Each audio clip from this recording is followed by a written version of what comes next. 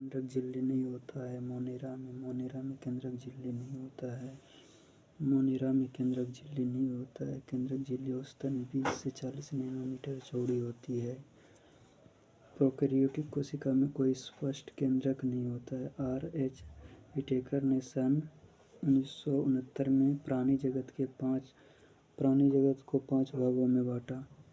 प्रथम है Monera, second protista, third है फंजाई, फोर्थ है प्लांटी, फिफ्थ है एनिमेलिया। मोनेरा इस जगत में सभी प्रोकैरियोटिक जीव अर्थात प्रोकैरियोटिक में आ जाएगा जीवाणु, साइनोबैक्टीरिया तथा आर्कियोबैक्टीरिया सम्मिलित किए गए हैं। और यह एक कोशिकीय जीव है। तंतुमय जीवाणु भी इस जगत के भाग है। प्रोटिस्टा इस जगत में विविध प्रकार के एक कोशिकीय प्रायः जलीय यूकेरियोटिक जीव सम्मिलित किए गए हैं। पादप एवं जंतु के बीच स्थित यूग्लिन, पादप और जंतु के बीच में स्थित जो यूग्लिन इसी जगत में है। यह 2 प्रकार के जीवन प्रदर्शित करती है। फर्स्ट तो सूर्य के प्रकाश में स्वपोषी की तरह एवं प्रकाश के अभाव में इतर पोषित जैसे कि डाइटम है, यूग्लिन है, प्लाज्मोडियम, अमीबा, प्रोटोजोआ आदि की तरह। थर्ड है पादप। इस जगत में प्राय वे सभी जीव रंगीन बहुकोशिकीय प्रकाश संश्लेषी उत्पादक जीव सम्मिलित है जैसे शैवाल है, मॉस है, पुष्पीय और अपुष्पीय पौधे हैं।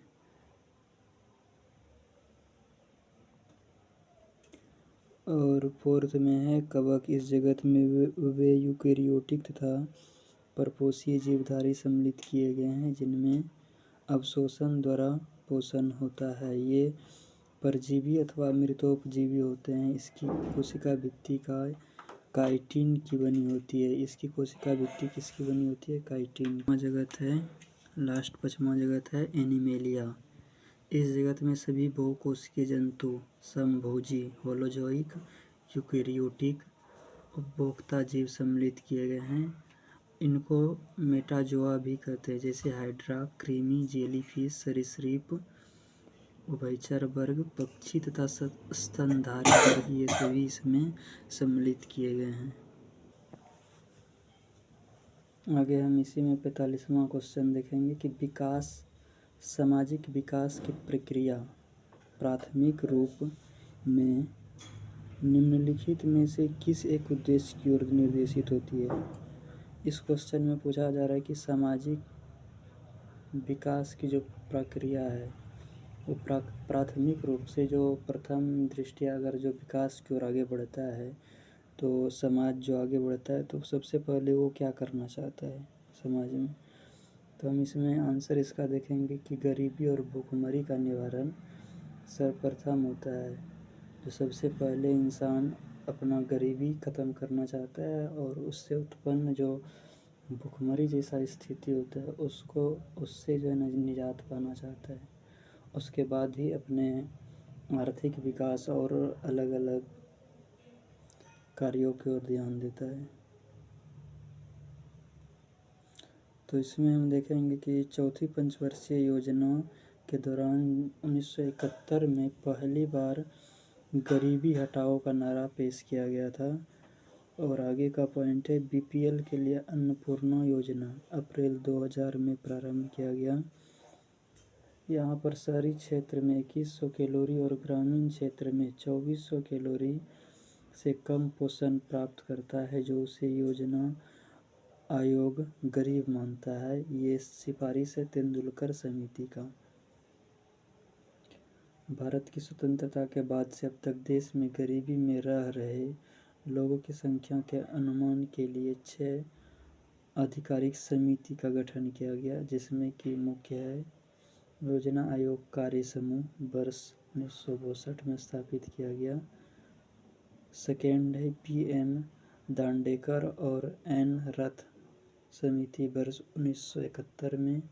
अलग समिति वर्ष 1979 में। लकड़ावाला समिति वर्ष 1993 में स्थापित किया गया। तेंदुलकर समिति वर्ष 2009 में और रंगराजन समिति वर्ष 2014 में। यहाँ क्वेश्चन है कि स्वर्णिम क्रांति किससे संबंधित है। स्वर्णिम क्रांति किससे संबंधित है? उद्यान कृषि से संबंधित है। स्वर्णिम कृषि, स्वर्णिम क्रांति उद्यान कृषि से संबंधित है। स्वर्णिम क्रांति का संबंध उद्यान कृषि से है। आगे इसमें हम देखेंगे कि श्वेत क्रांति दुग्ध उत्पादन से संबंधित है। श्वेत क्रांति दुग्ध उत्पादन से संबंधित है। पीली क्रांति तिलहन से संबंधित है। पीली क्रांति तिलहन उत्पादन से संबंधित है। रजत क्रांति अंडे के उत्पादन से संबंधित है। रजत क्रांति अंडे के उत्पादन से संबंधित है। हरित क्रांति गेहूं एवं चावल के उत्पादन से संबंधित है, जिसको कि भारत में MS स्वामीनाथन के द्वारा लाया गया था। हरित क्रांति गेहूं और चावल के उत्पादन से संबंधित है। स्वर्णिम क्रांति का संबंध शहद उत्पादन से भी है। और यहाँ पर हम देखेंगे कि स्वर्णिम क्रांति का संबंध जो है शहद उत्पादन से भी है। स्वर्णिम क्रांति का संबंध किससे है? शहद उत्पादन से भी।